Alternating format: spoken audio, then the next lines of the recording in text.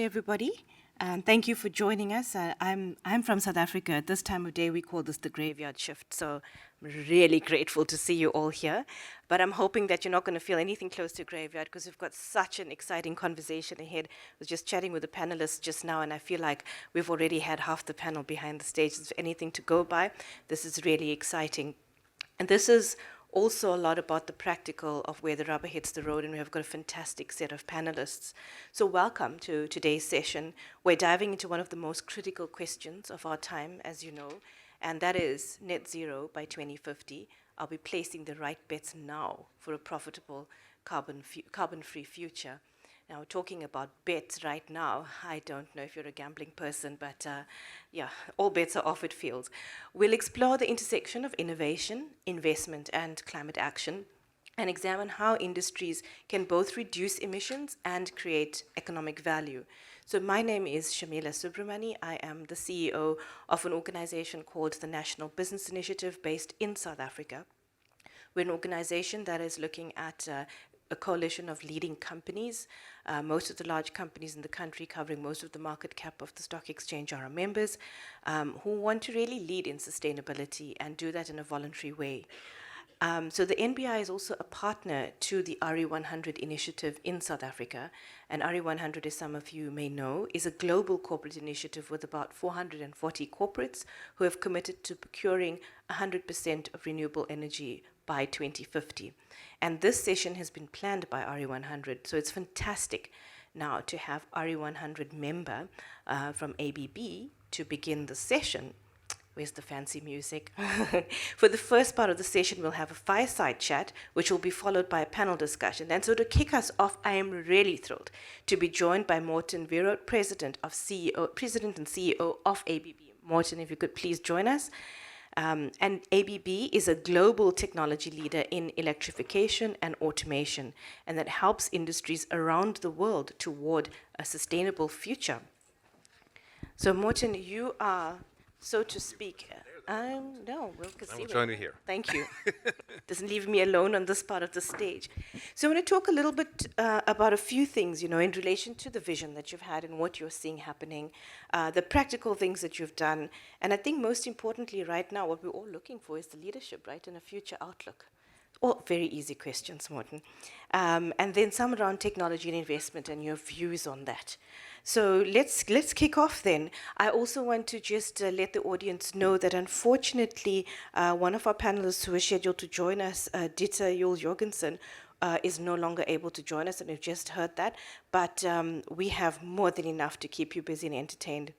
So Morten, ABB does sit at the center of some of the most critical technologies for achieving net zero. You've got smart grids, electric motors and drives, industrial automation, robotics. So looking at the next 25 years, what do you see as the biggest leverage points today for moving industries and the world towards a net zero future by 2050? Thanks, Shamila, and thanks for having me here on the debate. It's a pretty big question you're coming with here.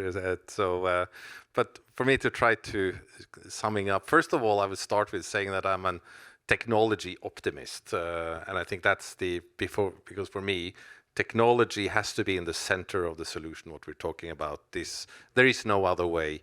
We need to continue living our lives as more or less as we know it, but we need to use technologies to make a difference. And I think some of the good news for me, come back to that, is that those technologies, many of them exist already today. Unfortunately, we're not always good enough using and applying those technologies, but many of them do exist. So I think, again, looking back at this whole energy equation, is that we need to look at both how we generate power, and we need to look at how we consume that energy or that power. If you look at the whole energy and the power and electricity generation, I think that, of course, is a key question. We talked about the RE100 and in the more renewable and a greener grid. But I think today we're not only talking about an energy transition, we're also talking about an energy expansion. The whole world needs more energy. One, and especially in the form of electricity. Electricity is the form of energy that grows about 10 times faster than any other energy source in the world. So more electricity is needed, and that puts a lot of stress on the power grids as we know them. And it will just continue, especially due to the electrification of everything, but also due to the data center boom that we see. That is another part that takes a lot. So I don't think there is one solution to it. Yes, renewable is one important part, but I think we need to look also at many other new and interesting technologies. Of course, we and at this event also talk a lot about nuclear, but we can also talk about geothermal. There is some pretty cool stuff happening right now using oil and gas technologies, fracking. You know, that horizontal and or vertical and horizontal drilling in hard rock, which is an opportunity to make geothermal emission-free power plants on next to a data center and with really high efficiency. So there is a lot of things happening also in this space. So for me, but coming back to the addressing both the supply but also the demand, and we're looking at the demand now. For me again here, it's and what is the center of what we do at ASBB as well is about the electrification. It's the electrification of everything, and using the electric and the electrification solutions because they are more efficient. Normally, it's a lower capex cost and it's absolutely lower OPEX cost, so running cost of.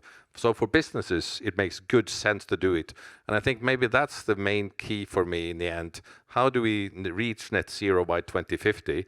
The only way we are able to move strongly and quickly in that direction is to continue to use technology at the center, but also there need to be a clear business case behind it. And I believe we need to use here market dynamics, but also you need to connect both kind of the emotional that doing the right thing, but it needs to be a business case behind. And I think that is the good news, that many of the technologies that do exist today, there is a perfect business case to do so. And that is what we see. That is why the electrification of everything is happening in industries.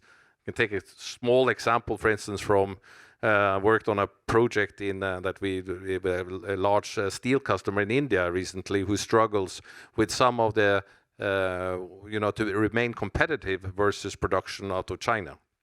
And this is where you move from an upgrade of the furnace, so how you produce steel, but going from a coal-based furnace to electric furnace, because this is by far the cheapest way to produce steel.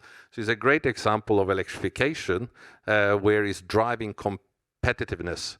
So that you are competitive in the market where you operate. And I think that is what needs to happen, And this was just an example for India. It could be in any country in Europe. It could be here in the United States. It's all about how to remain competitive and using technologies that you remain competitive. So that is what has to be at the center to go move in the right direction. So we are committed to help on that journey, and that's where over 110,000 employees are very engaged when they get up in the morning to help on some of these challenges.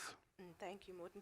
Could you maybe just give us a little bit of an insight on your footprint globally, the size of operations? Yeah, we are a very global company where a third of the business is in Americas, where United States is by our biggest market, and 1/3 is in Europe, and 1/3 is in Asia, Middle East and Africa, where China and India are the two other large markets where we operate. And I think what is special at ABB, which is also maybe I want to underline, is that we are very local wherever we operate. What we call our local for local strategy means that what we produce or what we sell in the country or in the region, we also produce in the region. That means that we have a supply chain, a technology setup, and R&D, and also manufacturing, and of course sales, and then support and services, so that we are in the about 80% here in the United States. What we sell is also produced more than 80% is produced in North America, and the same goes for Europe and for Asia. And I think that is these days shows the resilience, but also the importance of being local in the markets you operate. Even we are a global company with more than 100,000 employees. Thanks, Morten. And I come from a part of the world where it's really critical. You know, we're a country with huge unemployment, a lot of inequality, massive youth unemployment. And so I think in being able to focus on local, using local skills, local procurement is really critical in supporting those and actually ensuring broadly and overall a more sort of equitable development trajectory. So it's great to hear that.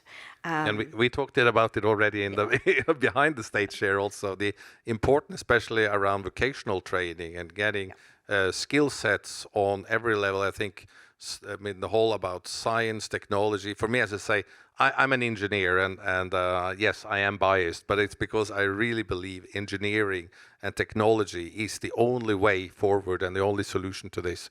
And you need to have that skill set available in every market where we operate. That's why STEM initiatives and also training and vocational training, supporting local schools, local universities with partnerships is the key in every market where we operate. I'm married to an engineer, so I'm going to have to agree with you on that. And so very interesting. So I'm going to ask this question because your global footprint means that you have exposure to diverse geographies, and I think also potentially the different innovative solutions that work for different markets.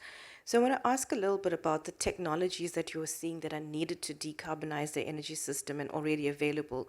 So from your perspective, which ones are you seeing that are truly game changers? And where should we look at industries and governments investing, you know? And are you seeing regional differences? Yeah, I mean, first of all, we see that the kind of the importance here is to, what I started with is that we use the technologies that we have available today. And I talking about one technology, which in my opinion is underestimated and underused, is the energy efficiency. It's something that we have talked about mainly for many, many years, but still today we see that equipment, and I can take HVAC units that sits on the top of the roof, or pumps and fans that sits in factories all around the world, it's used very inefficient equipment. It used way more energy than needed.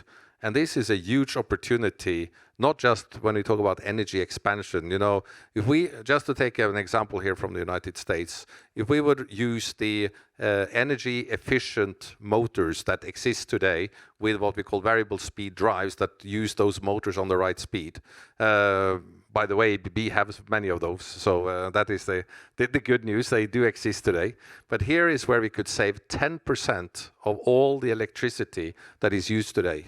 We're talking there about avoiding building like 35 new nuclear power plant or 200 coal power plants. That's the avoided energy needed. I mean, now when we're talking about energy expansion, we know that we need more energy. So we're not just talking about closing down old ones. We're talking about avoiding building new ones, avoiding the capex.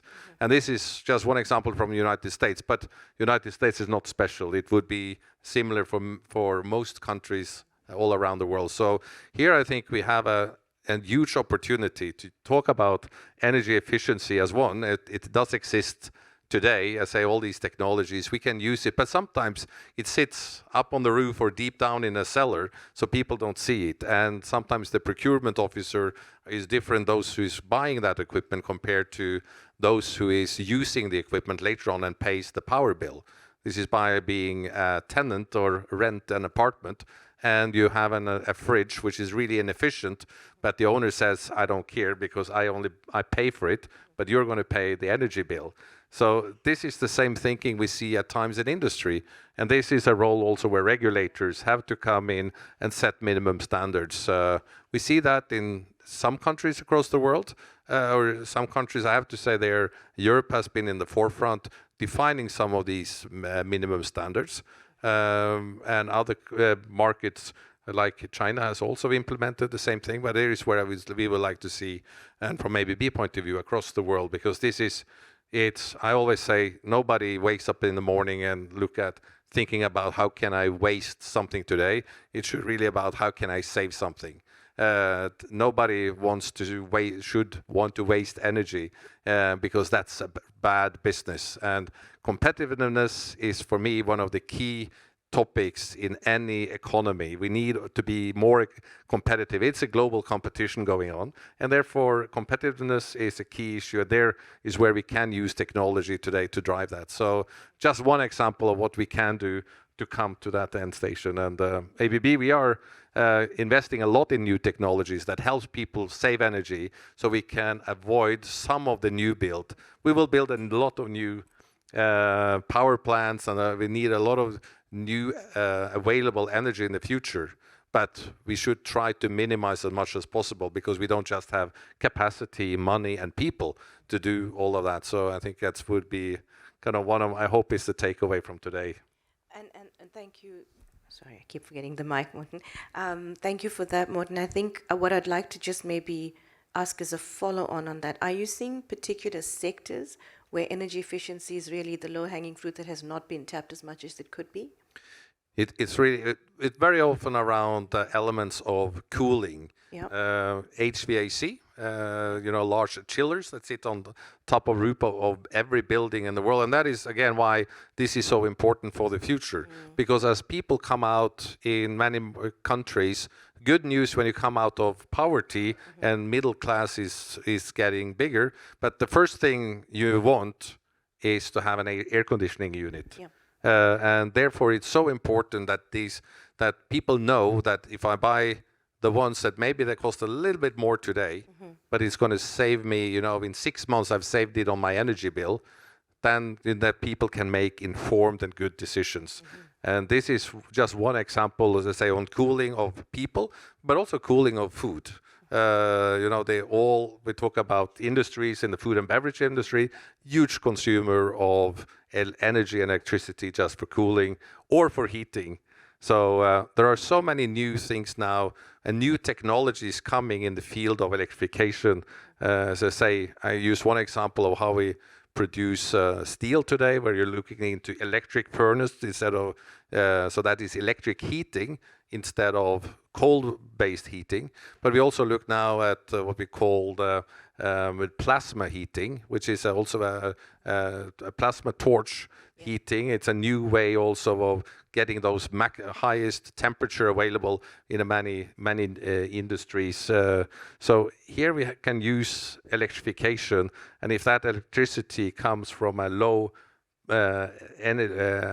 carbon-based power generation, then you really are making a huge difference in how we produce basic things like steel, cement, and so on. Thank you, Morten. Some great tips there. I'm hoping that we'll take note. So I know we're over time, but I just want to wrap up with the last question for you, is that in what ways are you seeing ABB leading by example? But I think maybe in the energy transition, you've given some of that already. But more specifically, what gives you confidence, but also causes hesitation potentially for you as you move forward on your mission?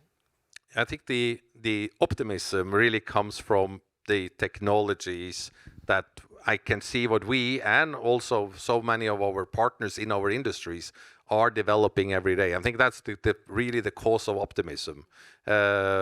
Maybe one of my worries is clearly also the time it takes to implement.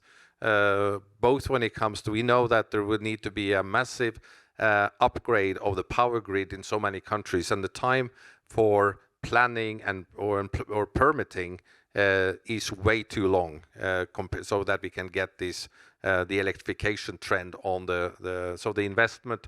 And this is not just a money topic; it's as much kind of as a speed topic that we are able to get planning and permitting fast. And this is again, I would say, really a global, or in most geographies, that's a real challenge. So that is one of my concerns, why it's important. We, as an industrial player, want to play a role, and we are working here with also with governments and regulators that we can do it. But that is, so speed here in decision making will be key, that we're able, or else the time is passing very fast. Even 2030 as one, and 2050 seems like a long time ago, but it comes very quickly. So my final comment: we need to act now, and we need to speed up. But a lot of technologies are already available, so they really have no time to lose. No, thank you. That's been hugely helpful, Morten. So I want to just, please, can we give him a round of applause and thank you, Morten, for sharing those fantastic insights. I appreciate that. Thank you. Thank you. And so coming up, we have a great panel. So we know that the race to zero is accelerating. With it, the stakes are rising, not just for climate action, but also for global economics, our energy security, and our geopolitical futures. So we're joined by this panel today of experts that are sitting in government, civil society, finance, to explore whether technologies and strategies that we're investing in today are truly setting us up for a profitable and carbon-free future. Joining us on the panel, and can I please ask my panelists to join us on stage? We have Grant Hauber, is the Strategic Energy Finance Advisor for Asia at the Institute for Energy Economics and Financial Analysis. Grant, great to have you. Thank you. Grant brings with him over 30 years of global experience in energy markets, project finance, and infrastructure development across 30 countries. What do you do between 2 and 4 a.m., Grant? And with a focus on emerging markets and the energy transition. And then, of course, we have Ramon Mendez Galen, who is Uruguay's former director of energy and a key architect of the country's renewable energy revolution. So he's now advising on global energy transitions and climate policy as the executive director at Fundación Ivy. Is that right? Okay, great. As well as being appointed president of REN21, which is a global network that connects governments, industry, and civil society to drive the transition to renewable energy. And they're focusing a lot on data, policy, insights, and collaborative action. So I feel like we can solve the world's problems here today between the two of you and, of course, with Morten. So let me start with Grant. Grant, the Institute, I'm going to just call it IEFA, right, just to help me along. We call it IEFA. Yeah. IEFA, it's great, a mouthful. perfect, thank you. Yeah. And you're examining issues that are related to energy markets, trends, and policies. This mission of yours to accelerate the transition to this diverse and sustainable, profitable energy economy, can you set the scene by sharing with us some of your key findings about this transition, where global investment should be focused to reach net zero emissions by 2050? That's a big question, and we've had some views already.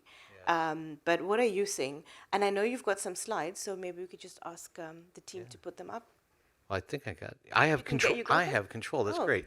Thank you, Shamila. Yeah, they're there. Pardon me. There we go. Yeah. Yeah.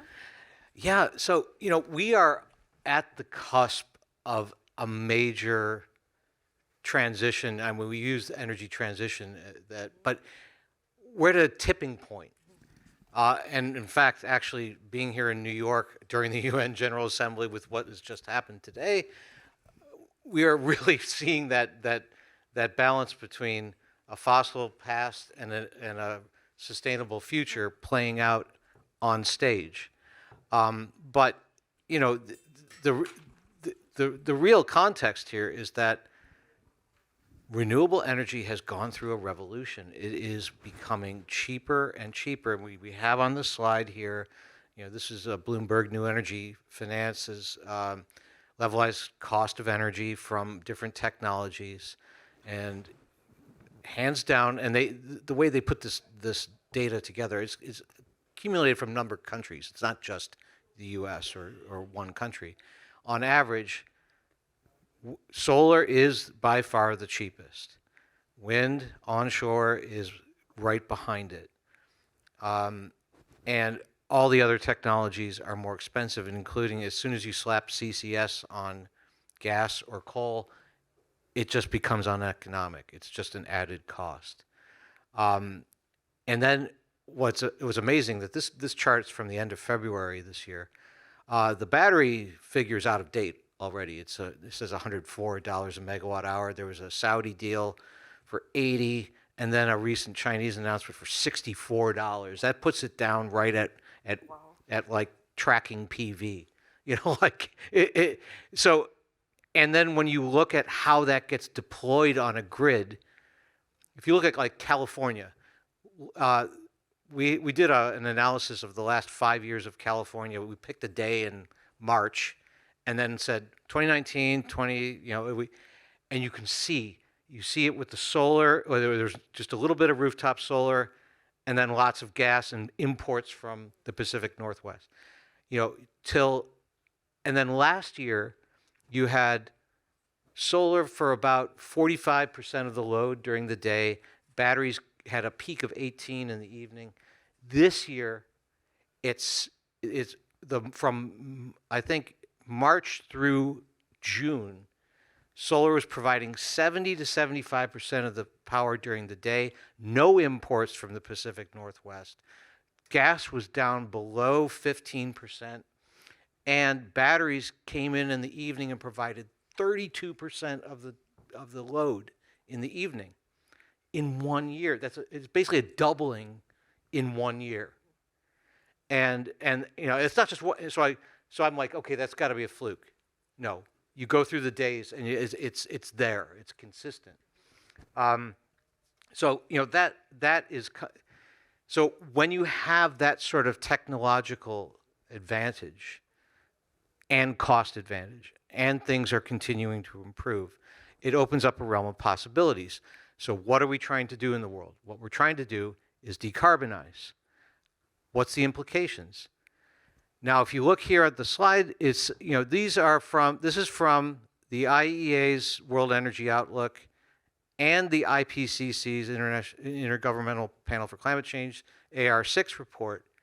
Depending on what you look at, they say that 80 to 85% of the decarbonization solution in the world is made up of renewables, electrification, stopping methane leaks, and then what Morten was talking about just now, energy efficiency.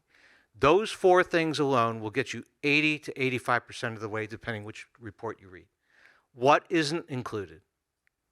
All the shiny objects that have been distracting governments all over the world, that core, niche investors and technology providers are looking for: CCS, SMRs, hydrogen, ammonia, co-firing. All those things are rounding errors and expensive. So that's the challenge here, and this has happened through successive World Energy Outlooks. I have here combined the last four World Energy Outlooks estimates for the contribution of CCS over time, and you see those lines are going down. It's because there's two things going on. One, CCS has not become any less expensive. Every installation is bespoke. There's not a scale economy around that because you have to fine-tune CCS to the CO2 flows from whatever source you're doing, and then there's the compression, transport, disposal. But what really drives this is that everything else has just become infinitely cheaper and more logical to do, faster to implement. And that's why those things are coming down. So faster, that's the other aspect of this. Time. We have a couple dimensions of time. Well, we've heard about 1.5, 2 degrees. We're running out of time to address that. But then there's the more urgent stuff that's captured everyone's interest: data centers, AI, growing energy consumption, and how are we going to meet that? So we have the big four data companies saying, oh, we're going to invest in nuclear, we're going to do this and that. Here's reality. If you're really worried about speed, whether it's for climate change or for serving new emerging demand, if we agreed a deal today for a project, this is what you get. This is what you get. You have 6 to 12 months to deliver a solar project, 12 to 18 months to get first wind on the grid. You have anywhere from 8 to however many years it's going to take Sizewell C to get done in the UK for nuclear.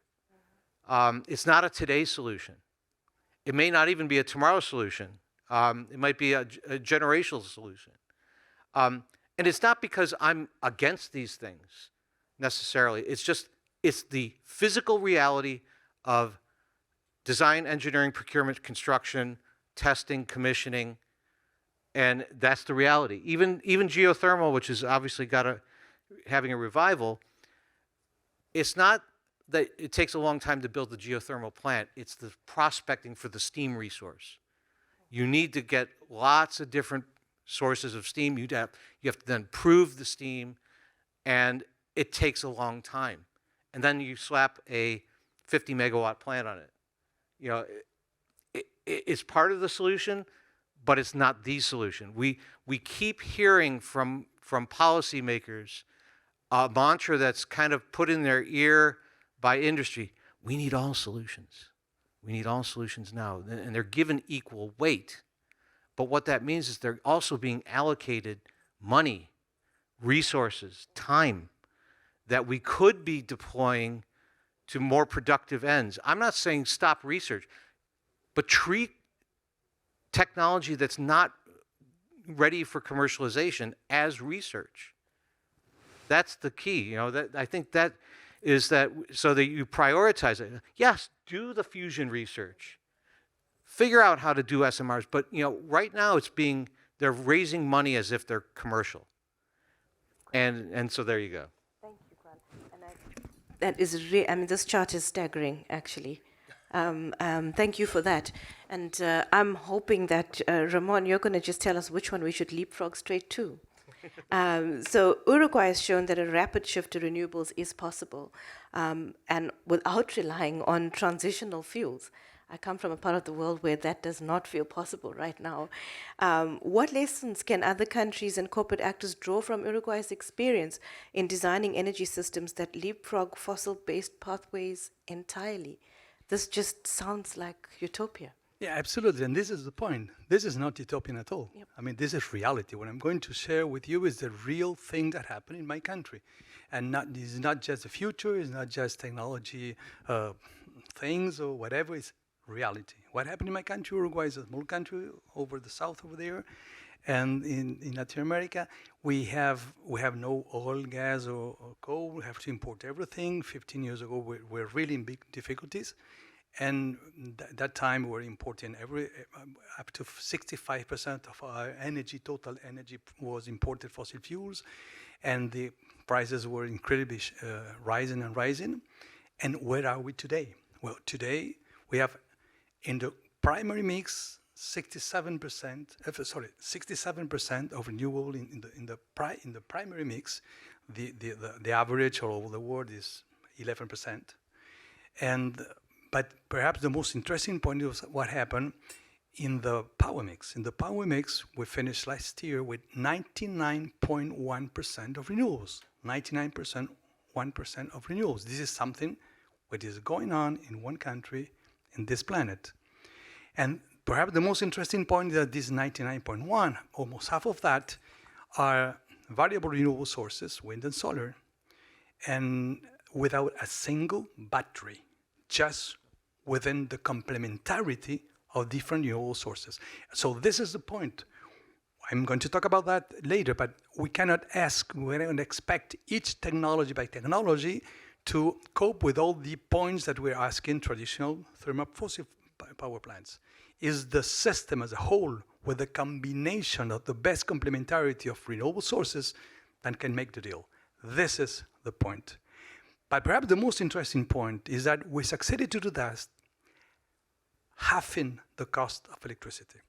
Now the production, the cost to produce electricity in our country has gone from about $10 per kilowatt hour to only $5 per kilowatt hour. So this is a vivid proof that renewables are cheaper. It's not just theory. It's not just analysis. It's the reality. We succeeded to decrease by a factor of 2 the cost of producing electricity. But perhaps more important than the total decrease is the stability of cost. Because we no longer depend on wars in Ukraine or whatever. I mean, because we don't depend on fluctuation of the prices of energy commodity. It's just long-term contracts with no fuel behind that. And we got $6 billion investment, which is about 12% of the total GDP of the country. We created 50,000 new jobs, which is about 3% of the total labor force of the country. We are exporting energy surpluses to our big neighbors, Argentina and Brazil. And we reached 99.9% of households with electricity. Only about 1,000 houses lost in the middle of nowhere in the country yard are lacking the access of electricity. So transition is possible. It's not only possible, but it really delivers, not just because of climate change. I haven't mentioned the word climate change. Oh, by the way, our emissions are about 3% of the average of the world. By the way, because I haven't talked about climate. I just talk about economy, possibilities, how to manage things, and all the benefits that my country has because we went to this transition. So this is perhaps the most important message. The driver now is development. The driver now is that technology is ready. The driver now is that it was not that difficult to cope with the variability of all sources. The human engineering has succeeded to put a man in the moon 50 years ago. And come on, we're not capable of just dealing with intermittency. It's not rocket science, believe me. It costs us a lot, but it's not rocket science. Whoever can do it. So the point is that in order to do that, we have to understand that the markets and the regulations are driven by fossil fuels. This is the point. So everything, there is a tremendous bias in our regulation, in our market design to favor the continuity of fossil fuels. So we have to be brave enough in order to change everything. It was not just changing a fuel, it was redefining a system. And this is much more difficult, believe me, of course. We have to have, perhaps I can stop here if you want, and in order to have a dialogue, but I feel like I need to be like Oprah because then there's more. I mean, the price went down. You did this in a short period of time. You've got 5 years. Energy to virtually your entire population, and you created jobs. 50,000. I'm like, is there anything under everybody's chair? Can I just have a look and see?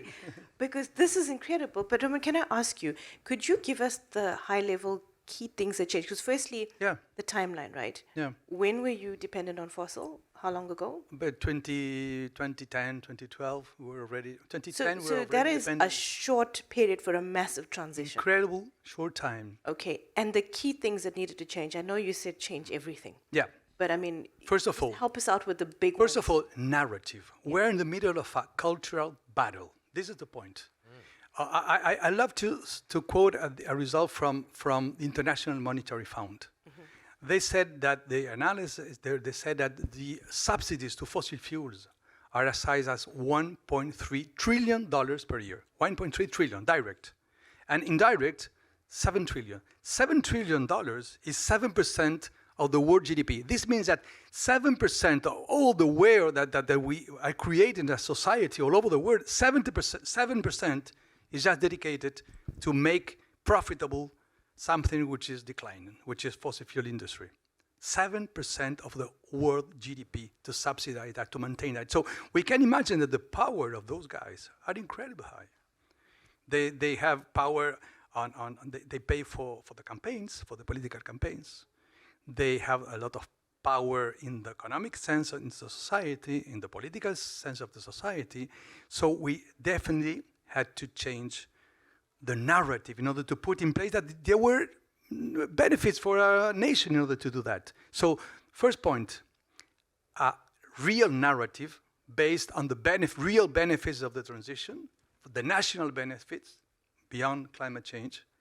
And we has decided to build a long-term policy which was backed by the entire Uruguayan political system. And this was crucial because we had continuities over many governments from different colors.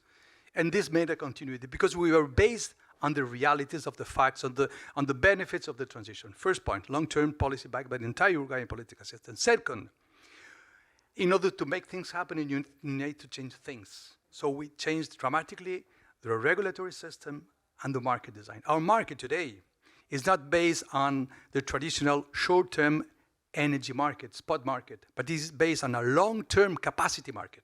So almost 100% of the demand is under long-term contracts. So that's why, I mean, we have an incredible stability. I can tell you what is going to be the price of electricity in 10 years from now, because under long-term contract. And this brings a lot of stability, not only for investors, but particularly for the demand. but second point, we had do we combine? How do we combine all the different technologies? Because we are doing a mandatory planning. Mandatory planning is crucial because the planning define which is the best complementarity of the whole technologies in order to have two things at the same time. First, to decrease cost, to have the optimum cost, but at the same time to have the system has to be operated by the system operator. So we simulate how the system is operated, and so we have the appropriate combination of assets in order to make it possible. So this, and then the market competes. It's an ex-ante market. They compete in order to have long contracts, but technology by technology, according to the best complementarity of technology. And this was crucial. That's why we succeeded to halve the cost. And third point, perhaps, not just creating the appropriate ecosystem for things to change, but also governance. Governance is crucial. When you have to change an innovative change, we need to have everybody on board. So all the public policy guiding the market is crucial, discussing with the market, understanding the needs, trying to grow up together to understand what we need in order to make it possible. It was crucial because it was a national goal at the end of the day. So these are perhaps the three main pillars. I feel like we've had a masterclass in transition, Ramon. I'm hoping that you've taken furious notes. There's so many learnings there. I want to take us back a little bit to both of you in the work, looking at RE100. So Grant first, IFA is working closely with RE100 on your side, several priority markets, You've got Indonesia, Japan, South Korea. How do you see the updated technical criteria aligning with transition policy and investment needs in those countries? Yeah, it's interesting. You need a group like RE100 in the countries like you mentioned because of the lack of the uniform view from the political governance perspective. And RE100 is in each of the countries you were mentioning, it's between 150 and 200 corporations that have taken the pledge to do 100% renewables.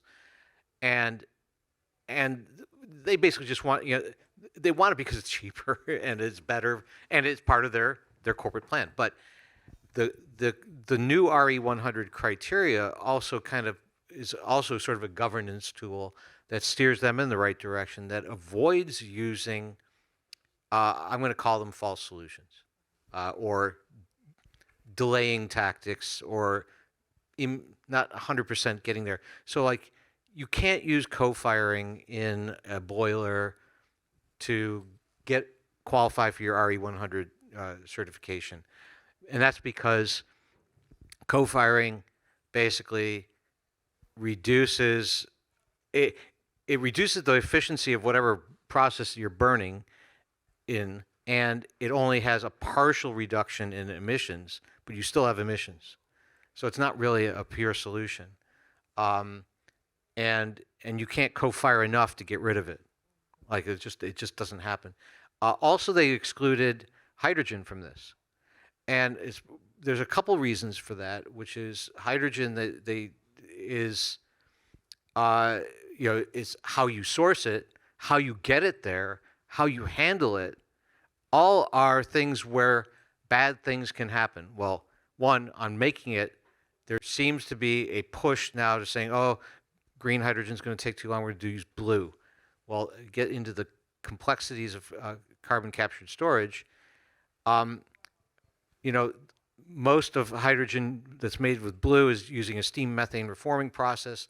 That is optimized to maximize output of hydrogen, not maximize capture of CO2. So it only captures about 60% of the CO2. You still are going to emit 40%. And then you're going to transport it to a plant. If it leaks, and it will, because it is a very small molecule, it can go right through certain metals. It's hard to handle. It is a greenhouse gas perturbing element. It basically makes all other greenhouse gases stay in the atmosphere longer.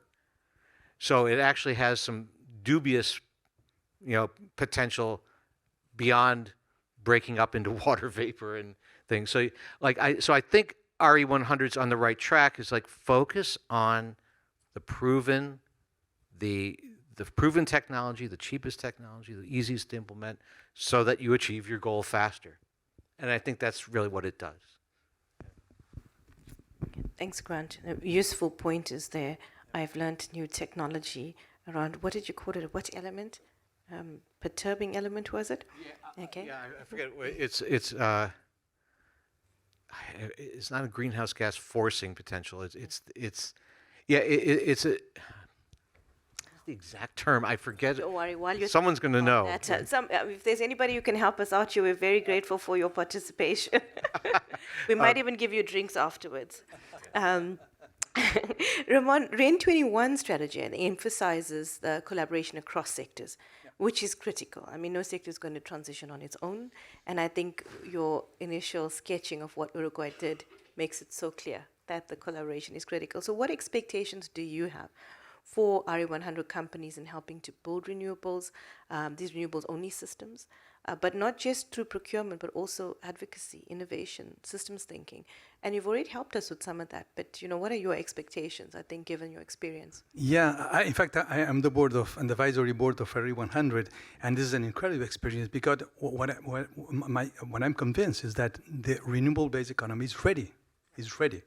And at the end of the day, regardless of, we are living in the alternative truth era, so we never knows what's the truth or what the truth is, etc. So there are big discussions. But at the end of the day, is the economy stupid?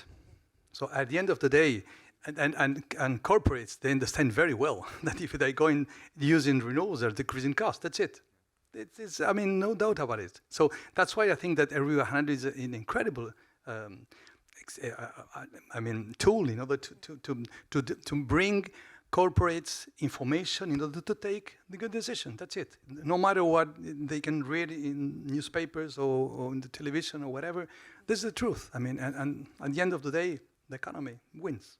So what we are doing in REN 21, in fact, is REN 21 is a network of organization. There is from the World Bank and the International Energy Agency and IRENA and some United Nations, and we have governments on board, we have civil society on board, we have all the industry on board, and also the academy on board. So it's 120 organizations that are trying to work together in order to make transition possible, and not only working on one specific sector, but on whole sector in the energy industry. So this is exactly what we need right now, to work together, to build confidence, to share good experiences, success stories, but also data in order to prove that what is the real reality, what is the real truth, and what is really the good facts in order to take good decisions. Mm-hmm. If possible, at the governmental level, if not at the subnational level, and if not at the private level, in order to take a appropriate decision to go to renewables. Okay. Thank you, Ramon. So with the 1 minute we have in hand, I need a 30-second view from two of you. I'm not going to attempt to do a big wrap-up on this. If we look to 2050, what is the one structural shift in anything, governance, finance, technology, mindset, that you think is the critical thing, essential thing in achieving net zero without falling back on traditional fuels? Prioritization. I mean, just prioritize your money, your people, your talent, resources, bang for buck. I think that's it. Thank you. Thank you, Ramon. The point is the new driver. After being Secretary of Energy, I've been Secretary of Climate Change, I've been the Chief Negotiator of the Paris Agreement. So I'm absolutely convinced that we have to fight climate change. But the new driver shouldn't be climate change. The new driver should be economy. This is what we have to talk about, economy. This is the best. Mm-hmm. It was not like 10 years ago when we were fighting the bad guys. Yep. Now we have the best product in town, have a lot of sex appeal. Let's try to show it. Okay, Ramon. So do we have, is a question? No. I don't know if we've got time. Yeah, we're out. If Europe electrifies 100% and goes to renewables, they can actually decrease their defense budget. So you can have a huge defense saving, because if Russia is not getting any money, they can't threaten you. Okay, I will come. We can also, yes. So the point is, we can also bring peace to the world through renewables. I think that is. So Absolutely. Peace, everybody. And I'm gonna wrap up with, it's the economy, stupid. Thank you, everyone, for your attention. Thanks to my panelists. Thanks, Shamila. Appreciate it. Thanks so much, everyone.